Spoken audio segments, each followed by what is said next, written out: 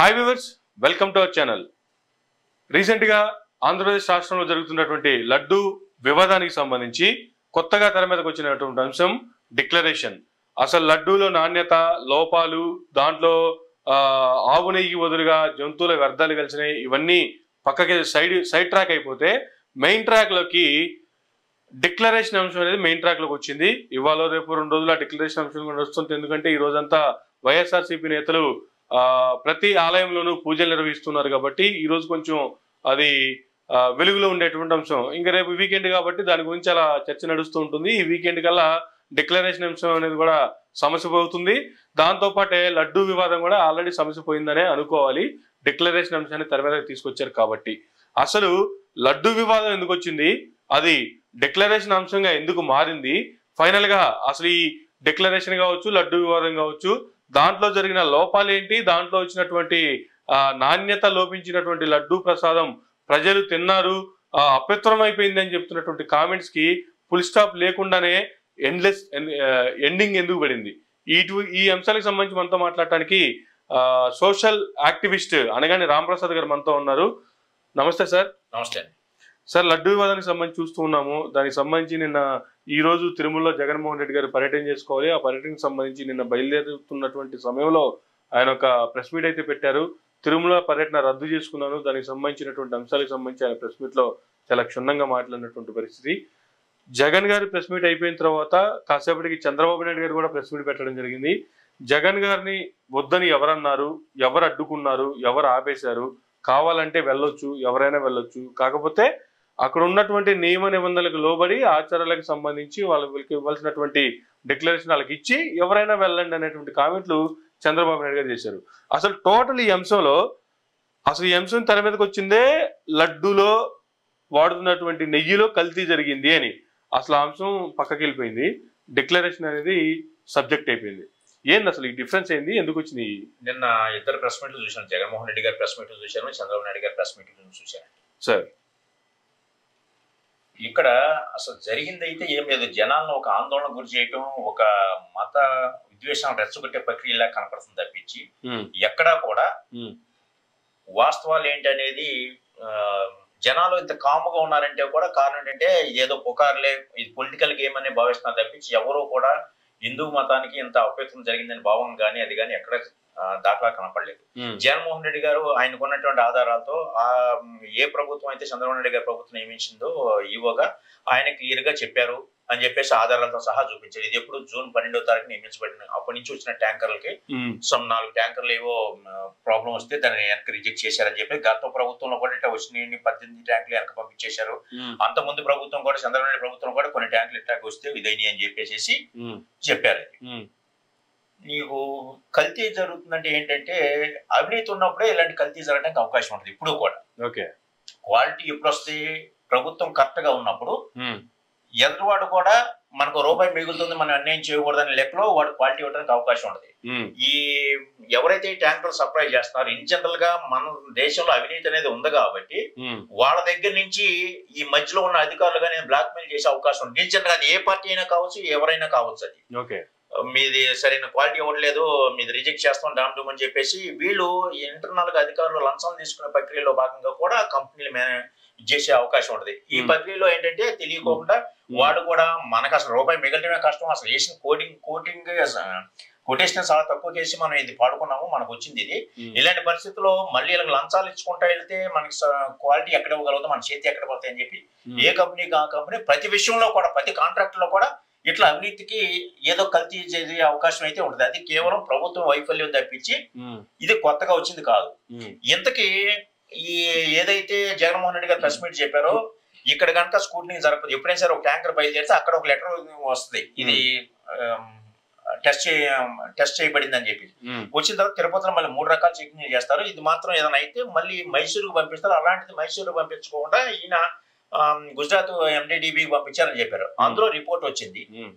దానిలో క్లియర్ గా జగన్మోహన్ రెడ్డి గారు చెప్పారు, డిస్క్లైమర్ కూడా ఇచ్చారండి. ఆవులు కానీ ఆ తినే మేతలో ఉన్నటువంటి కంటెంట్ ని బట్టి కూడా ఈ రకమైన రిజల్ట్ వచ్చే అవకాశం ఉంటది. లేదు ఆవు పూర్తిగా ఇదిగా తిరగకుండా ఉన్నా కూడా దానిలో ఉన్న ప్రక్రియ వలన ఇలాంటి మార్పులు వచ్చే అవకాశం ఉంది. పెద్ద పరిగణలో తీసుకోవాల్సిన అవసరం లేదు అన్నట్టుగానే రిపోర్ట్ ఉందన్నట్టుగా జగన్మోహన్ రెడ్డి గారు చెప్పారు. అంతేగాని ఎక్కడా కూడా ఈ కల్తీ కలిసింది, జంతు కొవ్వు కలిసింది అనేది రిపోర్ట్ క్లియర్ గా లేదు. అది ఎప్పుడు టెస్ట్ చేశారు? ఇది జూన్ 12 తర్వాత వీళ్ళ అధికారంలోకి వచ్చిన తర్వాత తెలుగుదేశం క్లియర్ గా లేదు అనేది ఎన్డీడీబీ ఇచ్చినటువంటి నివేదికల ఆధారంగానే చెప్తున్నారా, వేరే నివేదికల ఆధారంగా? ఎన్డీడీబీ రిపోర్ట్ ఎవరైతే బేస్ చేసుకొని ఇప్పుడు తెలుగుదేశం ప్రభుత్వం ఇట్లా జంతు కొవ్వు కలిసిందని ఆరోపణలు చేస్తున్నారో అదే రిపోర్ట్ లో అదే రిపోర్ట్ ను బేస్ చేసుకునే కదా చంద్రబాబు నాయుడు గారు దీంట్లో జంతు వ్యర్థాలు కలిసిందని చెప్పి ప్రకటన చేసింది. అదేనండి, అదే రిపోర్ట్ లో డిస్క్లైమర్ కూడా ఉంది అని చెప్పేసి జగన్మోహన్ రెడ్డి గారు క్లియర్ గా చెప్పారు. అంటే ఇప్పుడు చంద్రబాబు నాయుడు గారు సీఎం గా దాన్ని మ్యానిపులేట్ చేశారా?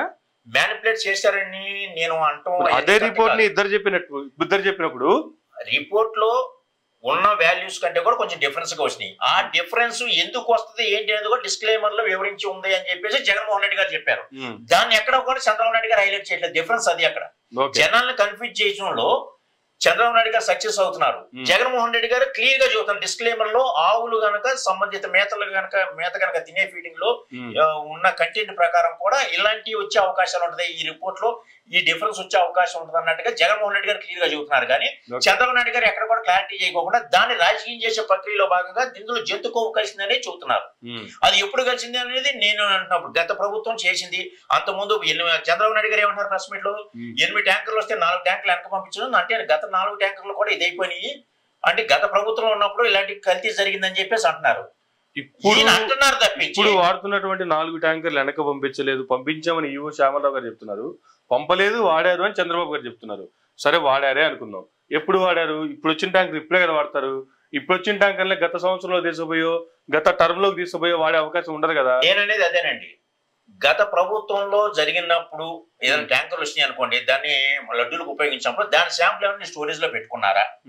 2023లో ఇది కలిసిందని చెప్పేసి ఆ స్టోరేజ్ లో ఉన్నటువంటి ఆ శాంపుల్ బాటిల్ ఏదైతే దాన్ని బేస్ చేసుకున్న కనుక వీళ్ళు ఎన్డీడీబీ రిపోర్ట్ తీసుకొస్తే ఎస్ గత ప్రభుత్వం ఎట్లా అవినీతికి అలవాటుపడి మన హిందూ ధర్మాన్ని మంట కలిపిందని చెప్పేసి చెప్పడానికి అవకాశం ఉంటుంది. వీళ్ళు పంపించింది ఎప్పుడు శాంపుల్స్? ఈయన అధికారంలోకి వచ్చినటువంటి శాంపుల్స్ పంపించారు. అసలు ఆ శాంపిల్స్ కూడా రిపోర్ట్ లో కూడా మాకు ఇంత శాంపిల్స్ వచ్చాయి, దీంట్లోంచి మేము సేకరిస్తే దీంట్లో ఈ ఉండాల్సిన ఆవు నెయ్యికి ఉండాల్సినటువంటి ఇది ఇంత పర్సెంటేజ్ ఉండాలి, మిగతా వాటికి ఉండాల్సిన పర్సెంటేజ్ ఉండాలి, క్లియర్ గా రాసివ్వాలి కదా. అవేది లేకుండా డైరెక్ట్ గా ఒకటే మాట జంతువుల కొవ్వు కలిసింది. అది అఫీషియల్ గా వాళ్ళు జంతువుల కొవ్వు కలిసిందని ఆ రిపోర్ట్లు ఎక్కడ ఉందా వీళ్ళు మాట్లాడుతున్నారు. ఆ సిమ్టమ్స్ ఉన్నాయి అన్నట్టుగా మాట్లాడుతున్నారు. ఆ జంతువుల కొవ్వు యొక్క కంటెంట్ ఏదైతే ఉందో జగన్మోహన్ రెడ్డి గారు చెప్పిన ప్రెస్ మీట్ ఏదైతే ఆ తినే ఆహారాన్ని బట్టి కూడా ఈ వేరియేషన్ రావచ్చు అనేది జగన్మోహన్ రెడ్డి గారు క్లియారిటీగా చెప్పారు. దాన్ని జంతు కొవ్వే కలిపారు అన్నట్టుగా చంద్రబాబు నాయుడు గారు ఎలివేట్ చేసి ఈ మత విద్వేషాలు రెచ్చగొట్టే ప్రక్రియగా కనపడుతుంది. ఒకవేళ నిజంగానే జంతు వ్యర్థాలు కలిసినయే అనుకుందాము, అంత సింపుల్ గా పక్కన పడే అంశం అది. ఒకవేళ ఏమీ నిర్ధారణ కాకుండానే దాని మీద ఎటువంటి యాక్షన్ ఆఫ్ ప్లానింగ్ లేకుండానే ఎవరి మీద యాక్షన్ తీసుకోకుండానే ఎవరికి శిక్షలు విధించకుండానే ఒక అలిగేషన్ అయితే చేశారు, ఆ అలిగేషన్ పక్కదారి పట్టించారు. ఇప్పుడు దీని మీద ఇంకో స్టెప్ ముందుకేసి జగన్మోహన్ రెడ్డి గారు ఎప్పుడైతే తిరుమల దర్శనం చేసుకుంటానికి వెళ్తున్నానని చెప్పి అనౌన్స్ చేశారో దీన్ని వెంటనే డిక్లరేషన్ అంశంగా మార్చిపడేశారు. అదే వస్తానండి. ఇప్పుడు ఈ అంశం ఎలా ఉంటుందంటే చెప్పుకునేంత పెద్దదే కాదు, చెప్పుకునేంత చిన్నదే కాదు, మర్చిపోయేంత పెద్దదే కాదు అన్నట్టుగా ఉంటది అనమాట. కొన్ని కోట్ల మంది హిందువులు కలియుగ దైవంగా ఆరాధిస్తారు వెంకటేశ్వర స్వామి. ఆ ప్రసాదం కూడా ప్రపంచవ్యాప్తంగా గుర్తింపు పొందింది. అలాంటి దాంట్లో ఇలాంటి జరిగింది అని వీళ్ళు ఆరోపణలు పుట్టించడం అంటే మత విద్వేషాలు రెచ్చగొట్టుకోకుండా దీన్ని పుట్టించుకోకుండా దానిలో ఎవరు చేశారు తప్పు ఏంటంటే సంబంధిత వ్యక్తుల్ని మీ అధికారం చేతిలో ఉంది కాబట్టి దాన్ని ఎంక్వైరీ చేసి నిజంగా కలిసి జరిగిందని కానీ భావించినట్లయితే వాళ్ళని శిక్షించినట్లయితే రెండోసారి ఇక ఈ మతం కాదు ఏ మతంలో కూడా ఇలాంటి జరగకుండా ఉండడానికి అవకాశం ఉంటుంది. ఆ ప్రక్రియ చేపట్టుకోకుండా ఎంతసేపు గత ప్రభుత్వం చేసిందని చెప్పేసి వీళ్ళు ముందుకొచ్చి ఇది చేయటం. ఇప్పుడు డిక్లరేషన్, అసలు డిక్లరేషన్ ఎందుకు ఇవ్వాలండి? నేను కామన్ మ్యాన్ గా అడుగుతున్నాను. ఒక నాయకుడికి కానీ, ఒక ప్రజానాయకుడికి కానీ, ఒక ఫిల్మ్ యాక్టర్కి కానీ ఒక మతానికి వాళ్ళు చెందిన వ్యక్తులు కాదండి. ఒక నాయకుడు ఎప్పుడో కూడా ఒక రాష్ట్రానికి దేశానికి సంబంధించినటువంటి ఇదిగా ఉంటారు కాబట్టి ఒక రాష్ట్రం అయినా సరే దేశం అయినా సరే అన్ని కులాలు అన్ని మతాలు ఉంటాయి కాబట్టి వాళ్ళకి ప్రతినిధిగా నాయకుడు ఉంటాడు తప్పించి ఒక మతానికి ఇది అనేది కాదు. అట్టగా ఫిల్మ్ యాక్టర్ కూడా అంతే. వీళ్ళకి డిక్లరేషన్ అని చెప్పేసి నువ్వు ఫలానా అని చెప్పి గుచ్చి చెప్పడం ఎంతవరకు కరెక్టు? నువ్వు పలానా మతానికి చెందినవాడు ఎందుకు కరెక్ట్? మన హిందూ మతంలో అన్ని మతాలను ఆహ్వానించే ఇది ఉంది, మనకు అంత సంస్కృతి ఉంది. ఇప్పుడు సపోజ్ నేనే ఉన్నా అండి, ఏ మసీదుకైనా సరే, ఏ చర్చ్, నేను హిందువునే, ఏ మసీదుకైనా చర్చికైనా సరే డైరెక్ట్ గా వెళ్తాను సోదర భావంతో. ఇప్పుడు వీళ్ళు ఈ డిక్లరేషన్ జగన్మోహన్ రెడ్డి గారు క్రైస్తవ మతం కాబట్టి నేను డిక్లరేషన్ మీరు కంపల్సరీ ఇవ్వాలని చెప్పేసి వీళ్ళు నొక్కి నొక్కి అడిగి ఇంత రాద్ధాంతం చేస్తున్నారంటే, రేపొద్దున ఏ హిందువు అయినా సరే సోదర భావంతో ఏ చర్చికి వెళ్ళాలన్నా, ఏ మసీదుకి వెళ్ళాలన్నా కానీ వాళ్ళు కూడా అడిగి ఈ మత విద్వేషాల్లో ఒక రకమైన లేని ఆలోచన మనం పుట్టించి ఇది చేయడం తప్పించి ఏంటిది నిజంగానే. పైగా చంద్రబాబు నాయుడు గారు చెప్తున్నారు, ఇప్పటి వరకు ఇటువంటి ఆచారం ఉందో లేదో తీసి పక్కన పెడితే కొత్తగా మేము ఒక వ్యవస్థను తీసుకురాబోతున్నాము, ఇంకా తీసుకురాబోతున్నాము అంటే ఇన్ ఫ్యూచర్ లో వస్తుంది, అది రేపో ఎల్లుండో తీసుకున్న యాక్షన్ ప్లాన్ బట్టి. ఇప్పటికి లేని దానికి మేము తీసుకొస్తాం కాబట్టి నువ్వు ఇప్పుడు చెల్లాలంటూ ఎంత కరెక్ట్, ఎంతవరకు కరెక్ట్? అది ఈ రోజున కాదు, 2009లో కూడా వెళ్ళారని చెప్పేసి 2002లోనే ఇప్పుడు గతంలో చంద్రబాబు నాయుడు గారి దగ్గర సిఎస్ గా పనిచేసినటువంటి, లేదా చంద్రబాబు నాయుడు గారి ప్రభుత్వంలో కూడా ఒక అధికారిగా పనిచేసినటువంటి ఎల్వి సుబ్రహ్మణ్యం గారు అప్పుడు 2002లో ఆయన టీటీడీ ఈవోగా ఉన్నారు. అప్పట్లోనే ఆయన డిక్లరేషన్ తీసుకున్నాను అని చెప్పి అప్పుడు చెప్పినటువంటి క్లిప్పింగ్స్ కూడా ఇప్పుడు వైరల్ అవుతా ఉన్నాయి. ఆల్రెడీ ఒకసారి డిక్లరేషన్ ఇచ్చిన తర్వాత ప్రతిసారి డిక్లరేషన్ ఇవ్వాల్సిన అవసరం లేదు అన్నది కూడా టీటీడీని చూస్తున్నటువంటి వాదన. ఇక్కడ ఒక విషయం అండి, ఒకసారి డిక్లరేషన్ తీసుకున్నారు అని ఎల్వి సుబ్రహ్మణ్యం గారి సమక్షంలో డిక్లరేషన్ తీసుకున్నారు అనే మాట మీరు చెబుతున్నారు. అంటే ఆయన క్రైస్తవ మతస్థుడిగా మన తిరుపతికి వచ్చినప్పుడు డిక్లరేషన్, అంటే నేను హిందూ మతాన్ని కూడా గౌరవిస్తున్నాను అనే భావంతో డిక్లరేషన్ తీసుకున్నారు. ఈ మధ్యలో ఏమైనా క్రిస్టియన్ మతం కాకుండా వేరే మతంలో ఏమైనా మారారు ఆయన? మళ్ళీ డిక్లరేషన్ కావాలని ఏమైనా బౌద్ధ మతం లేదా ఇంకో మతంలోకి మారితే మళ్ళీ డిక్లరేషన్ అనడం అర్థం ఉంటుంది. ఓకే ఏమండి, ఇప్పుడు ఏ మతం వారైనా సరే, ఇప్పుడు కమిటీ పాయింట్ నేను చెప్పదలుచుకుంది, ఏ మతం వారైనా సరే తిరుపతికి రావచ్చు, దర్శనం చేసుకోవచ్చు, కానీ అక్కడ ఉన్న కట్టుబాట్లను గౌరవిస్తారు ఎవరైనా సరే, వేషధారణ కానీ. ఆ తర్వాత ఆయన వెళ్ళినప్పుడు 2002లో జరిగిన సంఘటన ఇది. 2014 నుంచి 2019 వరకు ఇదే చంద్రబాబు నాయుడు గారు అప్పుడు కూడా అధికారులు ఉన్నారు కదా. నేను క్లారిటీ ఇస్తానండి. ఇప్పుడు మసీదుకి కానీ, మసీదు కాకుండా కనీసం చర్చికి చెప్పులు వేసుకునే అలవాటు ఉందనుకోండి, నేను మా చర్చికి చెప్పులు వేసుకుని వెళ్తున్నాను కాబట్టి తిరుపతి ఆలయంలో కూడా చెప్పులు వేసుకుని రావడం అనేది తప్పు. ఎందుకంటే మన ఆలయానికి ఎప్పుడైతే వచ్చారో దీనికి ఏవైతే ఉంటాయో, మన తిరుపతి దర్శనానికి వెళ్ళాలంటే కంపల్సరీ ఆ వేషధారణ ఉండాలి, చెప్పులు గిప్పులు ఏమి రాకోకుండా, వేసుకోకుండా, మద్యం కానీ ఇలాంటివి ఏమి సేవించుకోకుండా, ఇలాంటివన్నీ కండిషన్స్ పెట్టారు. దాని ప్రకారమే వెళ్ళాలి. ఆ కట్టుబాట్లను ఏమన్నా వ్యతిరేకించి ఇచ్చేస్తే అప్పుడు ప్రాబ్లం అవుతుంది తప్పించి, ఎవరైనా సరే దర్శనానికి వచ్చినప్పుడు ఆ కట్టుబాట్లను గౌరవించి వస్తారు. ఈ రోజున ఏ మతం అయినా సరే, హిందూ మతం అయినా సరే, ఎవరైనా సరే దర్శనానికి వస్తుంటే దైవభక్తితోనే వస్తారు తప్పించి, అక్కడ నేను కంపల్సరీ నేను ఆ మతం ఉన్నప్పుడు అవి చేసేవాడే, ఈ మతానికి నేను ఇక్కడికి వచ్చి దర్శనంకి వచ్చి నేను అట్లాగే ఫాలో అవుతాను అనేది తప్పు. అది అట్లా ఎవరు కూడా రారది, 100% ఎవరు రారది. కానీ ఇవాళ ఈ డైవర్షన్ పాలిటిక్స్ కోసం ఎంతసేపు కూడా డిక్లరేషన్ మీద సంతకం పెడతావా పెడితే ఓ రకంగా, అంటే ఈయన హిందువులను గౌరవిస్తున్నాడు, క్రిస్టియన్ మతాన్ని ఇచ్చేసేస్తానని చెప్పేసి అంటాం. లేదు డిక్లరేషన్ పెట్టినాను అనుకోండి, కావాలని క్రైస్తవ మతంలో ఉండి ఈయన హిందూ మతాన్ని యొక్క ఉన్నతిని ఈ తిరుపతి లడ్డూలో కలిపేసేసి నాశనం చేశారు అని చెప్పేసి ఈ రకంగా నెగిటివ్ ప్రచారం చేసి పాలిటిక్స్ చేసి ఉన్న వాస్తవ పరిస్థితులను డైవర్ట్ చేయడానికే ఈ రాజకీయం చేస్తున్నారు తప్పించి అసలు ఆ డిక్లరేషన్ ఇవ్వాల్సిన అవసరం ఏంటి? ఇప్పుడు నేను ఇన్న న్యూస్ ఏంటంటే వైజాగ్ స్టీల్ ప్లాంట్ లో 4,000 ఎంప్లాయీస్ ని తీసేశారన్నట్టు అది నిజం అవుతుందో నాకు వచ్చినటువంటి ఇన్ఫర్మేషన్. అంటే ఈ డైవర్షన్ పాలిటిక్స్ పెట్టేసి వైజాగ్ స్టీల్ ప్లాంట్ ప్రైవేటీకరణకి సులువు మార్గం ఎంచుకోవడానికే ఇచ్చేస్తున్నారా చంద్రబాబు నాయుడు గారు? మీరు చెప్పింది ఏంటి? మీరు ఎంతసేపు కూడా హిందూ మతాన్ని గౌరవిస్తాం అని చెప్పి డిక్లరేషన్ మీరు ఇచ్చే రేపలు రండి అంటున్నారు తప్పించి, ఏ మతం వారైనా సరే చేసే పని కరెక్టా కాదా అనేది ఏ మతం సారాంశం ఏంటిదా చూడండి. మనం మంచిగా ఉండాలి, మన ఆలోచన విధానం ఉండాలి, మన ఎదుటి మంచి చేయాలని ఆలోచిస్తున్నారు అంటే తప్పించి చెడు చేయమని ఏ మతంలో రాసలేదు.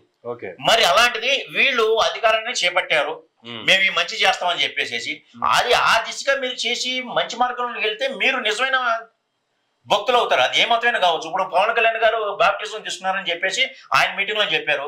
మరి ఆయనే ఇంకో మీటింగ్ లో మా తల్లి గారు దీపారాధన చేస్తే అందులో సిగరెట్ వెలిగించుకున్నారు అన్నట్టుగా ఆయనే చెప్పారు. అన్ని ఆయనే చెప్పారు, ఎవరు చెప్పినవి కాదు. మరి ఈ రకంగా రేపు పవన్ కళ్యాణ్ గారి దగ్గర ఒక డిక్లరేషన్ తీసుకుంటారా? నేను కామన్ మ్యాన్ గా నువ్వు అక్కర్లేదు అంటున్నాను. ఎందుకంటే ఆయన పవన్ కళ్యాణ్ గారు ఒక వ్యక్తి కాదు, ఒక ఫిలిం యాక్టర్, ఒక పొలిటీషియన్, ఇప్పుడు రాష్ట్ర డిప్యూటీ సీఎం, ఆయన్ని రాష్ట్ర ప్రతినిధిగా చూడాలి తప్పించి ఇంకా డిక్లరేషన్ ఇవ్వండి అనేది కాదు. అన్ని మతాలకు సంబంధించిన వ్యక్తి కాదు, ఆ ఆచార కట్టుబాట్లు ఫాలో అవుతున్నారు లేదా అంతవరకు చూసుకోవాలి ఎవరైనా కానీ, అది కంపల్సరీ ఫాలో అవుతారు.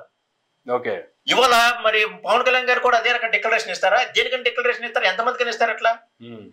డిక్లరేషన్ అనేది కొత్తగా ఇప్పుడు నా స్నేహితులు కానీ వీళ్ళు కానీ చాలా మంది ఉంటారండి, సరదాగా తిరుపతి వెళ్దామంటే వస్తారు, మామూలుగా వెళ్తాం. వాళ్ళు ఎవరో క్రిస్టియన్ అని తెలియదు, హిందూ మన మీద అభిమానంతో వాళ్ళు పిలిచినాక నేను ఎట్లా చర్చికి వెళ్తాను. ఇప్పుడు ఈ ఎక్కడ కూడా మా మధ్య ఒక ఈ లిమిటేషన్స్ ఏం పెట్టలేదు, నువ్వు సంతకం పెట్టారా అని చెప్పి. ఇక్కడి నుంచి అవి వస్తాయని భయం వేస్తుంది నాకు. ఇప్పుడు మీ హిందూ మతంలో రావాలంటే డిక్లరేషన్ కావాలంటున్నారు, నువ్వు మా చర్చికి వచ్చాడు, మా మసీదుకి వచ్చావు, నువ్వు ఎందుకు సంతకం పెట్టాలంటే ఏం చెప్పాలి? అంటే లేనిపోయిన ఒక ఆశని మిగిలిన మతాల్లో జోడించే ప్రక్రియ చేపట్టి మత విద్వేషాలు రెచ్చగొడుతున్నారని ప్రక్రియ చేపడుతున్నారు తప్పించి ఇందులో ఏం లేదు. నిజంగా మీరు హిందూ మతాన్ని గౌరవిస్తున్నారు చంద్రబాబు నాయుడు గారు. మతాన్ని గౌరవిస్తాం అంటే మనం ఏదైతే చెప్పామో ప్రజలు మంచి చేయాలనుకుంటారో ఆ మంచి చేసి చూపించండి. ఒకటి విశాఖ ఒకటి ఎందుకు మీరు దాని మీద ఎందుకు మాట్లాడతారు? ప్రత్యేక హోదా ఏమైపోయింది? మరి పవన్ కళ్యాణ్ గారు కూడా అధికారాన్ని చేపట్టిన ఫస్ట్ రోజునే తీసుకునే చర్య సుగాలి ప్రీతి కేసుని టేకప్ చేస్తారు. ఏమైపోయినాయి ఇవన్నీ కూడా? ఇవన్నీ ఏమి టేకప్ చేయకోకుండా మనకు రావాల్సిన నిధులు కానీ వీటిని కానీ ఏమి మాట్లాడుకోకుండా వీటిని డైవర్ట్ చేసే విధంగా వీళ్ళు ఈ రాజకీయం చేయడం తప్పించి ఎక్కడుంది? నిజంగా వ్యవస్థలో మార్పులు తీసుకొస్తానని పవన్ కళ్యాణ్ అనేక మార్లు మాట్లాడారు. రాజకీయ పరంగా లేదంటే రాష్ట్రానికి రావాల్సినటువంటి నిధుల పరంగా కావచ్చు, లేదా రాష్ట్రంలో చేపట్టాల్సినటువంటి కార్యక్రమాల పరంగా కావచ్చు, ఎంత డైవర్షన్ చేసుకోవచ్చు, ఎన్ని అంశాలనైనా తిప్పి తిప్పి మాట్లాడుకునేటువంటి వెసులుబాటు అవకాశాలు చాలా ఉన్నాయి. కానీ ఇక్కడికి ఒక ప్రతిష్టాత్మకమైనటువంటి నాట్ ఓన్లీ ఆంధ్రప్రదేశ్ స్టేటు, దేశవ్యాప్తంగా ప్రపంచవ్యాప్తంగా ఉన్నటువంటి వేల కోట్ల మంది భక్తుల మనోభావాలను దెబ్బతీసే విధంగా ఇటువంటి కామెంట్లు చేసి ఆ తర్వాత హిందువులకి దీని మీద బాధ్యత లేదా, బయటకు వచ్చి మాట్లాడరా, ఈవెన్ టీటీడీ ఎంప్లాయీస్ కూడా బాధ్యత లేదా, మీరు అక్కడ స్వామివారి సన్నిధిలో పనిచేసేటువంటి మీకు బాధ్యత లేదా, మీరు వచ్చి ఖండించరా, మాట్లాడరా అనేటువంటి రెచ్చగొట్టేటువంటి ప్రసంగాలు కూడా పవన్ కళ్యాణ్ గారు చేసినటువంటి పరిస్థితిని చూసాము. ఇప్పుడు చంద్రబాబు నాయుడు గారు ఆ అంశాన్ని లేవనెత్తాల్సిన అవసరం వచ్చింది. పవన్ కళ్యాణ్ గారు భక్తుల మనోభావాల్ని హిందూ ధర్మాన్ని తీసుకొచ్చి సనాతన ధర్మం ప్రకారం నేను ప్రాయశ్చిత్త దీక్ష చేస్తున్నా అని చెప్పి ఆయన ఇటువంటి కామెంట్లు చేయాల్సిన అవసరం వచ్చింది. ఇప్పుడు జగన్మోహన్ రెడ్డి గారు తిరుమలకి వెళ్తున్నానగానే అసలు ఈ లడ్డు వివాదం మొత్తం పక్కకి వెళ్ళిపోయి డిక్లరేషన్ అంశాన్ని మాత్రమే హైలైట్ చేయాల్సిన అవసరం వచ్చింది. అసలు ఏం జరుగుతుంది సార్ రాష్ట్రంలో? ఏదైనా సరే రాష్ట్రంలో శాంతి భద్రతలు కాపాడటం ప్రభుత్వం యొక్క బాధ్యత. దానికి సంబంధించినటువంటి డిప్యూటీ సీఎంగా ఉన్నటువంటి పవన్ కళ్యాణ్ గారు మీకు బాధ్యత లేదా, హిందువులు మీరు ఎందుకు బయటకు రారు, క్రిస్టియన్ మతంలో జరిగితే ఊరుకుంటారా, లేకపోతే ముస్లిం మతంలో ఇలా జరిగితే ఊరుకుంటారా అనే మాటలు మాట్లాడుతుంది చాలా దౌర్భాగ్యమైన విషయం మన రాష్ట్రానికి. అంటే ఈయన రెచ్చగొట్టి బయటికి రండి అని చెప్పేసి అన్నారు. శాంతి భద్రతలు కాపాడాల్సినటువంటి మంత్రి స్థానం ఉన్నటువంటి వ్యక్తి ఆ మాటలు మాట్లాడటం కరెక్ట్ కాదు. ఇప్పుడు మరి ఇంత కల్తీ కలిసిందంటే టీటీడీ బోర్డు చూస్తా కూర్చుందా? అసలు ఎవరైనా సరే ప్రతిపక్షం ఆరోపణలు చేస్తే అధికార పక్షం దాని మీద చర్య తీసుకోవాలి. ఇక్కడ దౌర్భాగ్యం ఏంటంటే అధికార పక్షమే ఆరోపణలు చేస్తుంది, దాన్ని నిరూపించలేక మళ్ళీ ప్రతిపక్షం మీద రివర్స్ లో అబండాలు చేసి ఆ ప్రతిపక్ష నాయకుడిని కూడా రానికోకుండా చేయని ప్రక్రియ చేపడుతున్నారు. శాంతి భద్రతలు కాపాడాల్సిన వ్యక్తులు ఈ హిందూ మతాన్ని ఎందుకు ఈ రకంగా ఇచ్చేస్తున్నారు? మీరు ఎందుకు రోడ్డు మీద రారంటే, అంటే రోడ్డు మీద రావట్లేదంటే మీరు పొలిటికల్ గేమ్ ఆడుతున్నారని జనాలకు అర్థమైపోయింది. టీటీడీ వాళ్ళు కూడా అర్థమైంది. ఆ టీటీడీ బోర్డు సభ్యులైన సరే వచ్చేవాళ్ళు మరి నిరసన తెలియజేసేవాళ్ళు కదా, ఎందుకు నిరసన తెలియజేయలేదు? ఆ ఎంప్లాయీస్ ఎందుకు నిరసన తెలియజేయట్లేదు? నిజంగా జరిగి ఉన్నట్టయితే భక్తులే కాదు దీంట్లో ఇండస్ట్రీని కూడా లాగారు. నిజంగా కల్తీ జరిగి ఉన్నట్టయితే ఆ టీటీడీలో ఉన్నటువంటి స్టాఫ్ గానీ లేదంటే ఆ బోర్డు మెంబర్స్ గానీ వీళ్ళందరూ నిరసన తెలియజేసేవాళ్ళు కదా.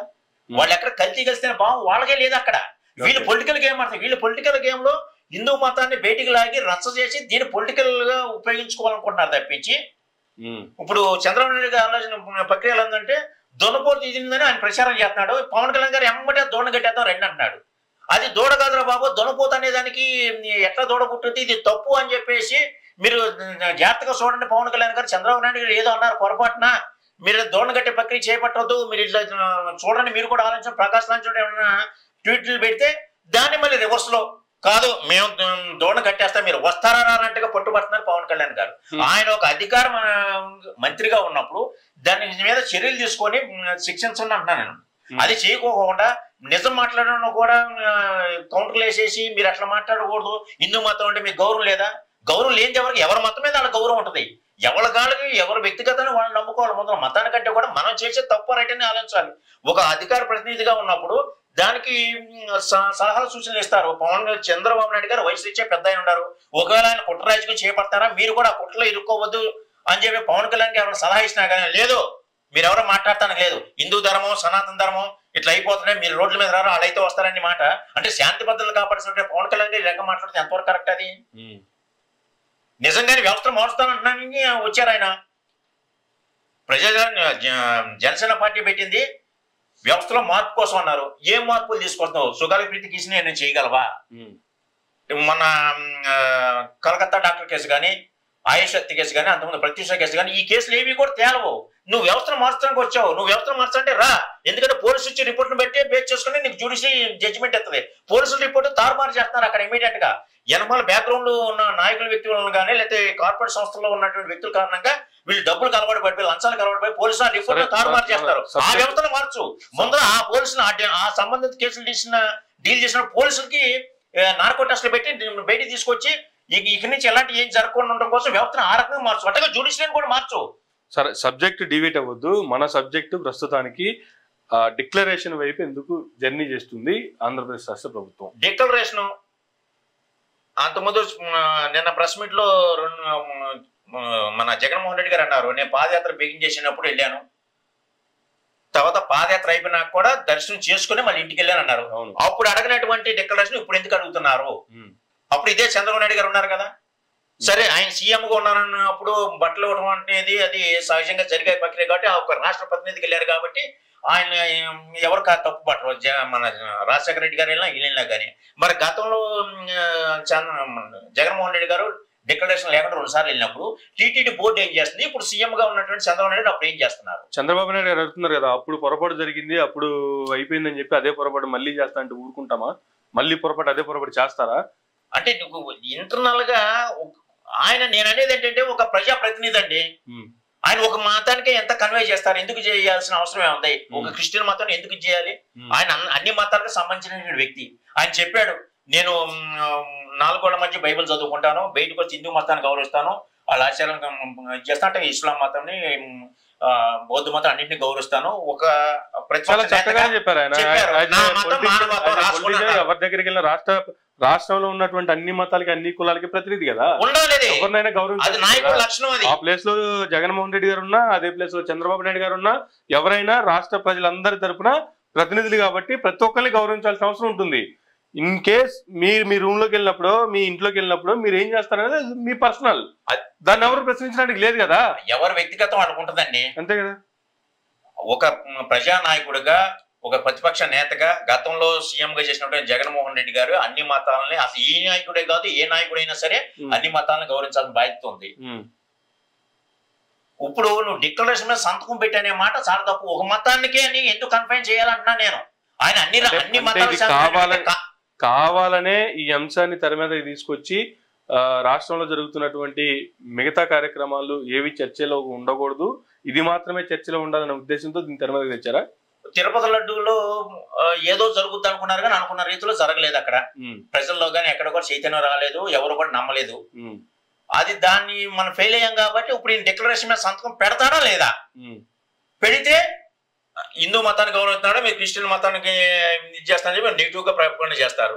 లేదంటే అంతకుముందు రాకుండా తప్పు చేసి మళ్ళీ ఈ రోజున డిక్లరేషన్ ఇవ్వకుండా అంతకుముందు ఈ రోజు మళ్ళీ డిక్లరేషన్ ఇచ్చాడు అంటే అంతకుముందు తప్పు చేశాడు అని కొంతకాలం ఈ టాపిక్ ని డిబేట్లు పెట్టి సాగదీసేసి వీళ్ళు కావాల్సిన ప్రక్రియ చేపడుతున్నారు తప్పించి పొలిటికల్ గేమ్ ఆడుతున్నారు తప్పించి డిక్లరేషన్ ఇస్తే ఏంటి ఇవ్వకపోతే ఏంటి? అంతకుముందు ఏం చేసావు నువ్వు? తిరుపతిలో డిక్లరేషన్ ఈ రోజు ఉన్నది కాదు కదా. మరి ఆయన సీఎంగా ఉన్నప్పుడు కూడా 2 సార్లు వెళ్ళాడు. 2000 జగన్మోహన్ రెడ్డి గారు చంద్రబాబు నాయుడు గారు సీఎంగా ఉన్నప్పుడు మరి అప్పుడు ఎందుకు డిక్లరేషన్ తీసుకోలేదు? అసలు డిక్లరేషన్ ఇవ్వాల్సిన అవసరం ఏంటి? ఒక ప్రజానాయకుడికి కానీ ఒక ఫిల్మ్ యాక్టర్ కానీ డిక్లరేషన్ ఇవ్వాల్సిన అవసరం ఏంటి? ఫిల్మ్ యాక్టర్ కానీ సరే లక్షల మంది అభిమానులు ఉంటారు, అన్ని కులాలు ఉంటారు, 5 మతాల వాళ్ళు ఉంటారు. ఇవాళ ఒక కులానికే కన్ఫైన్ చేసినది ఒక మతం అనేది వాళ్ళ పర్సనల్ ఇంట్రెస్ట్. అది దాన్ని పబ్లిక్ లో తీసుకొచ్చి ఈ వ్యక్తి ఈ మతం అని చెప్పి నొక్కి గుచ్చి చెప్పాల్సినంత అవసరం ఏంటి? ఆయన ఒక నాయకుడిగా చూస్తున్నారు ప్రజలు, ఆ నాయకుడికి ఎలివేట్ అవ్వాలని చూస్తారు. నేను క్రైస్తవ మతానికి ఇది ఉన్నానని చెప్పేసి అని అంటాం, లేకపోతే పవన్ కళ్యాణ్ గారు బౌద్ధ మతానికి ఇది అంటాం కాదు. పవన్ కళ్యాణ్ గారు కూడా చూస్తున్నాను నేను బాప్టిజం తీసుకున్నాను అంటారు, మళ్ళీ ఇప్పుడు సనాతన ధర్మం కోసం ఏదో దీక్ష చేస్తున్నారు. ఇప్పుడు వీళ్ళు ఏ మతం చెప్పారు మరి? దేనికని చెప్పాలి? ఓకే, అంటే గోడ మీద పిల్లలకు దూకుతా ఉంటారా? సో అవన్నీ వ్యక్తిగతం. ఒకటేంటంటే ఒక ప్రతినిధిగా, రాష్ట్ర ప్రతినిధిగా ఉన్నప్పుడు పవన్ కళ్యాణ్ గారు కూడా చాలా ఆచితూచి ప్రవర్తించాలి. ఆయన మాల వేసుకుంటారు, ఏం వేసుకుంటారు, అది వ్యక్తిగత విషయం అండి. తిరుపతి లడ్డు ఇట్లా అయింది కాబట్టి నేను దీక్ష చేస్తానంటే ఆయన ఒక హిందూ మతానికి ప్రతినిధి కాదు, ఇక్కడ అన్ని మతాలకు ప్రతినిధి, ఆంధ్ర రాష్ట్ర ప్రజలందరికీ ప్రతినిధి అని పవన్ కళ్యాణ్ గారు. రేపేదో చర్చి ముందులో లేకపోతే మసీద్ ముందులో ఇంకేం జరగని ఇన్సిడెంట్ జరుగుతుంది, పొలిటికల్ గేమే వేరే వాళ్ళు ఎవరో చేపిస్తారండి, తప్పుడు పని చేపిస్తారు. అప్పుడు కూడా పవన్ కళ్యాణ్ గారు అక్కడికి వెళ్ళిపోయి ఇప్పుడు ఈ అంశం తెర మీద ఉంది కాబట్టి దీనికి సంబంధించి ఆయన యాంగిల్ ఆయన స్పందించారు. రేపొద్దున అటువంటి అంశాలు ఏమన్నా ఇటువంటివి ఏవి రాకూడదనే కోరుకుందాం. రాష్ట్ర ప్రజల సంక్షేమం గురించి, క్షేమం గురించి, రాష్ట్ర అభివృద్ధి గురించి వచ్చింది అనుకో, అప్పుడు ఆయన అలాగే స్పందిస్తారేమో, అసలు అది వేరే విషయం. ఇవి చాలా సెన్సిటివ్ మ్యాటర్స్ అండి. ఇవి పైకి చెప్పుకుని అలర చేసుకుని కోట్ల మంది మనోభావం దెబ్బతీసే ఇష్యూ కాదు ఇది. సరే, దాన్ని జాగ్రత్తగా డీల్ చేసుకొని చేయాల్సిన విషయాన్ని అన్ని మతాలను కాపాడాల్సిన వీళ్ళు ఒక మతంలో ఇట్లా జరిగిందని చెప్పేసి అంటాం, రేపోతే ఇంకో మతంలో ఏదో జరుగుద్ది. దాన్ని మతం అనేది వ్యక్తి యొక్క ఒక బలహీనత, అది ఆ బలహీనత ఆడుకోకూడదు అన్న పొలిటీషియన్ ఎవరో కూడా. ఈ మతంలో అయినా, ఏ మతంలో అయినా, ఏ కులంలో అయినా, ఏ రాష్ట్రంలో, ఏ ప్రాంతంలో అయినా ఇటువంటివి జరగకుండా రాష్ట్రం మంచిగా ఉండాలని కోరుకుందాం. కానీ అసలు చంద్రబాబు నాయుడు గారు ఒక ఎలిగేషన్ చేశారు, జగన్మోహన్ రెడ్డి గారు దానికి వివరణ ఇచ్చారు. దాన్ని కొనసాగింపుగా చంద్రబాబు నాయుడు గారు ప్రెస్ మీట్ పెట్టి ఆయన కొన్ని కామెంట్లు చేశారు. వీళ్ళిద్దరికి వ్యత్యాసం ఏంటనేది జగన్మోహన్ రెడ్డి గారి press meet versus Chandrababu Naidu గారి ప్రెస్ మీట్, ఈ రెండింటిలో ఉన్న తేడాలు అంటే ఏం చెప్తారు సార్? జగన్మోహన్ రెడ్డి గారి ప్రెస్ మీట్ చాలా క్లియర్ గా ఉందండి. దాన్ని చంద్రబాబు నాయుడు గారు ఇదిగో మీ ప్రభుత్వం ఇది చేశారు అని చెప్పడానికి తగ్గ ఎవిడెన్స్ ఏమి లేవు. ఎందుకంటే ఆయన ప్రభుత్వం ఉన్న శాంపుల్స్ కూడా ఏమి లేవు, నీ శాంపుల్స్ గా నీ కానీ. ఈయనది 8 ట్యాంకర్లు వచ్చినాయి, 4 ట్యాంకర్లు కలిసి అన్నారు. కలిసి అని మీరు చెబుతున్నారు, కలిసిందా లేదా రిటర్న్ అయిందా అనేది మీ అధికారులు చెబుతున్నారు, మీకు తెలిసింది. ఒకవేళ అలాంటిది అని అది కూడా రిపోర్ట్ లో క్లియర్ గా జగన్మోహన్ రెడ్డి గారు చెప్పారు. అది ఎన్డీటీవీ రిపోర్ట్ లో కొంత శాతం అయితే డిఫరెన్సియేషన్ అయితే ఉంది. అది కావాల్సిన దానికంటే రెగ్యులర్ గా ఉండాల్సిన దానికంటే డిఫరెన్సియేషన్ ఉంది. ఆ డిఫరెన్స్ అనేది డిస్క్లైమర్ లో క్లియర్ గా రాసి ఉంది. అది ఆవులు తినే ఆహారాన్ని బట్టి ఉంటది. ఒకవేళ ఆవులు ఏమి తినుకోకుండా బద్ధకంగా పడుకున్నా గానీ ఆ ఒంట్లో ఉన్న ఎంజిమ్స్ వలన కూడా, పాల ఉత్పత్తి వలన కూడా కొంత తేడా రావచ్చు అనేది తప్పించారు. కానీ కంపల్సరిగా ఈ కల్తీ జంతువు కలవటం వలన ఈ రిపోర్ట్ ఎలా వచ్చింది అనేది ఎక్కడ క్లియర్ గా లేదనేది జగన్మోహన్ రెడ్డి గారు చెబుతున్నారు.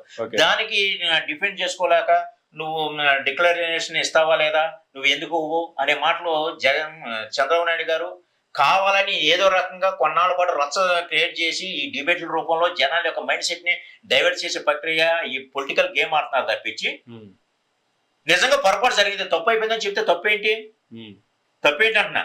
ఎవరో పొరపాటుని ఎవరైనా చేస్తాను, చంద్రబాబు నాయుడు గారు దేవుడు కాదు కదా. అదే మాట చంద్రబాబు నాయుడు గారు చెప్తున్నారు కదా, పొరపాటు జరిగినప్పుడు కనీసం మీరు బాధను కూడా వ్యక్తపరచట్లేదు, అంత ఇదేంటి మీకు, కనీసం తప్పు జరిగినప్పుడు ఖండించట్లేదు, బాధపడట్లేదు, ఆ ఫీల్ మీ దగ్గర లేదు, పైగా రెచ్చగొట్టే ప్రసంగాలు చేస్తున్నారు, తీసుకెళ్లి మీ ఇష్టం వచ్చినట్టు చేస్తా అన్నారు. మిమ్మల్ని అడ్డుకున్నది ఎవరు, మిమ్మల్ని ఆపింది ఎవరు? వెళ్ళండి, దాని ఆచారం ప్రకారం ఏం కావాలో చేయండి, వెళ్ళండి, తప్పే ఉంది అనే కామెంట్ చేస్తున్నారు కదా, అవే చెప్తున్నారు కదా. తప్పు జరిగింది ఎవరు చెప్పారు?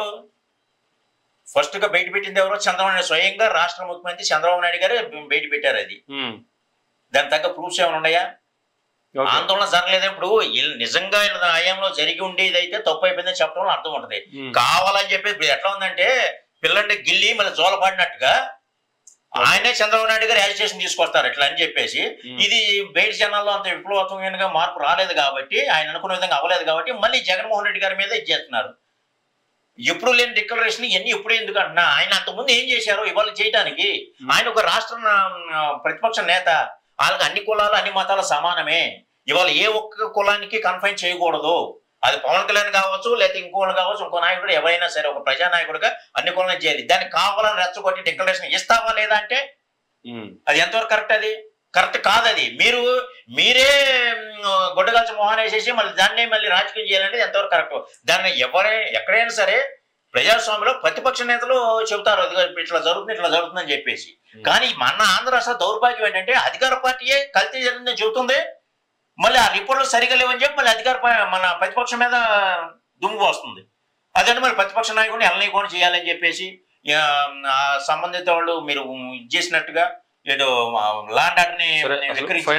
ఫైనల్ గా నాది ఒక సందేహం ప్రసాద్ గారు, ఫలానా టైంలో శాంపిల్స్ పంపించాము, పలానా టైంలో అపచారం జరిగింది అనేటువంటిది చాలా క్లియర్గా ఎస్టాబ్లిష్ చేస్తున్నారు కదా. ఈ టైంలో జరిగిన దానికి గత ప్రభుత్వం మీద నిందేయడానికి అసలు సంబంధం ఏంటి? నేను చెప్పేది అదేనండి, ముందు నుంచి చెప్పేది అదే. గత ప్రభుత్వంలో ఆయిల్ ట్యాంకర్స్ ఏవైతే వచ్చినాయో ప్రతి ట్యాంకర్ ని స్టాంపులు కనుక తీసుకొని స్టోరేజ్ పెట్టినట్టయితే తిరుమల తిరుపతి దేవస్థానం ఆ శాంపుల్లో ఏదన్నా టెస్ట్ చేసి ఇందులో ఈ తేడా జరిగిందని అంటే ఎస్ ఈ వైసీపీ ప్రభుత్వం అవినీతికి అలవాడి కల్తీ నెయ్యి వాడి ఇట్లా చేసిందని చెప్పడానికి ఆధారం ఉంటుంది. ఇప్పుడు శాంపుల్ టెస్ట్ చేసింది ఎప్పుడుది? ఈయన అధికారంలోకి వచ్చిన లేటెస్ట్ ట్యాంకర్లు. ఈయనంటే ఈయన సమక్షంలో జరిగినట్టు ఈయన నియమించినటువంటి బోర్డులు ఎవరైతే ఉంటారో ఆ బోర్డు మెంబర్స్ సమక్షంలో జరిగినటువంటి దానికి ఈయన ప్రభుత్వం జరిగిన గత ప్రభుత్వం మీద వేయడానికి అసలు ఏమన్నా ఇది ఉందా?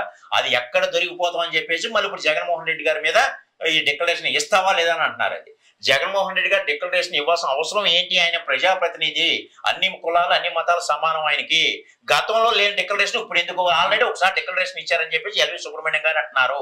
ఒకసారి డిక్లరేషన్ ఇచ్చాక మళ్ళీ డిక్లరేషన్ ఇవ్వాల్సిన అవసరం నేను మతం మారాడా? ఎందుకు ఇవ్వాలి? మరి గతంలో ఎన్నిసార్లు వెళ్ళినప్పుడు మీరు కూడా సీఎం కూడా ఎందుకు మార్చారు? ఇవన్నీ డైవర్షన్ పాలిటిక్స్ చేయడం కోసమే. ఈ విశాఖకు ఇలాంటివన్నీ కూడా ఈ ఇనిషియేటివ్ ఈ హామీలు అన్ని నెరవేర్తించలేక వీటన్నింటినీ ఏంటంటే డైవర్షన్ పాలిటిక్స్ చేయడం కోసం, ప్రజలను మభ్యపెట్టడం కోసం, ఒక అరాచకాన్ని క్రియేట్ చేయడం కోసం చేస్తున్న మాటలు తప్పించి నిజంగా మీరు దైవభక్తి ఉంటే, హిందూ మతంగా నేను గౌరవిస్తాను ఆరాధిస్తానంటే మీరు ఇచ్చిన హామీలు ఏం చేస్తున్నారు? దాన్ని న్యాయం చేయండి. ఎందుకు చేయలేకపోతున్నారో దానికి వివరణ ఇవ్వండి. ఈ రాష్ట్రం ఈ పరిస్థితిలో ఉంది, ఇది కాబట్టి మేము ఇవ్వలేకపోతున్నాం. జనాలు అర్థం చేసుకునే అవకాశం ఉంటుంది. జనాలు ఎవరు పిచ్చోడు కాదు. మీరు ఇచ్చిన ఇస్తారని అన్ని కూడా ఇస్తారంటే కూడా నా నమ్మకం లేదు. గతంలో రుణమాఫీ ఏం చేసినా అందరికీ తెలుసు. నేను ఈ పథకం ఇలా ఇద్దాం అనుకుంటున్నాను, ఈ కారణంలో ఇలా ఇవ్వలేకపోతున్నాను, ఈ వచ్చే సంవత్సరం లేకపోతే ఈ బడ్జెట్ ఇట్లా వచ్చినప్పుడు లేకపోతే నేను సంపద సృష్టిస్తాను, ఈ సృష్టించిన తర్వాత ఇట్లా ఎగ్జిక్యూట్ చేస్తాను క్లియర్ గా వివరణ ఇవ్వండి. అయ్యి వివరణ ఇవ్వకుండా తిరుపతి రోజులు అడ్డుకలిసింది అన్ని మీరే అంటారు, అన్ని మీరే చేసి ఎవరిని ఇబ్బంది పెడతానికి మీ యొక్క నడవడి రాజకీయ యొక్క చతురత జనాలను అర్థం చేసుకుంటే ఎప్పటికైనా కళ్ళు తెరవండి. ప్రజలు కళ్ళు తెరవాలి. నాయకుడు కూడా చంద్రబాబు నాయుడు గారు కూడా ఇలాంటి ప్రక్రియ చేపట్టుకోకుండా ఇక్కడి నుంచి ఏది చెప్పినా కానీ చంద్రబాబు నాయుడు గారు నిజం చెప్పినా కానీ నమ్మలేని పరిస్థితి ఏర్పడిపోయింది. ఆ పరిస్థితి ఎందుకు దిగజారాలి? Okay, right sir. Thank you అండి. Thank you very much sir. ఇదండి అనగానే రామప్రసాద్ గారు ఇచ్చినటువంటి వివరణ. డిక్లరేషన్ అంశం సంబంధించి కావచ్చు, తిరుమల లడ్డూ సంబంధించి వస్తున్నటువంటి వివాదానికి సంబంధించి కావచ్చు. ఇది ఈనాటి ఇంటర్వ్యూ. మరొక గంటలో మళ్ళీ కలుద్దాం. చూస్తూనే ఉండండి మైరా మీడియా.